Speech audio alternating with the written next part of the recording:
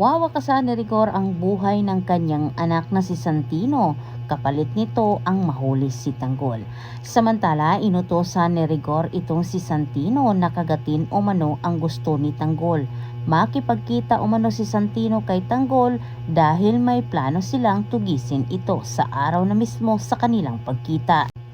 Sa kabilang banda, walang kapantay ang nararamdamang tuwa ni Marites nang tumawag naman sa kanya ni Santino, at ganoon din itong si Tanggol sa kabilang banda. Pero ang iilan sa mga kaibigan ni Tanggol ay nakaramdam ng pag-alinlangan. Pumayag si Tanggol na makipagkita kay Santino, pero gusto din nilang makasiguro, kaya mahahabang armas ang kanilang bitbit. Sinigurado ni Rigor na hindi sila papalpak sa misyon na ito, kahit nagdagdag pa siya ng maraming tao. Masiguro lang na mahuli ang grupo ni Tanggol. Kunwaring mag-isang dumating itong si Santino, saan sila magkikita ni Tanggol.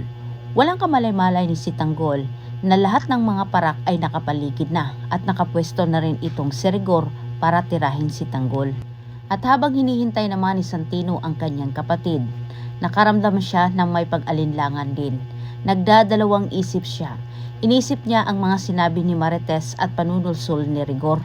Bago mangyari ang malaking giyera ay nagawa pa rin ni Tanggol magpaliwanag dito kay Santino ang siyang dahilan. Nagbago ang isip ni Santino at huli na ang lahat.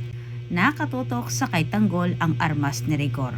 Pero sa kasamang palad ay hindi rin niya nagawa ang nakalabitin ang gatong sa kanyang armas sapagkat bigla namang humarang itong si Santino.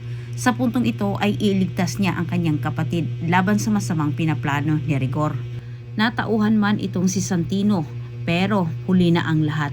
Tilang itataya ni Santino ang kanyang buhay para mailigtas lang ang kanyang kapatid.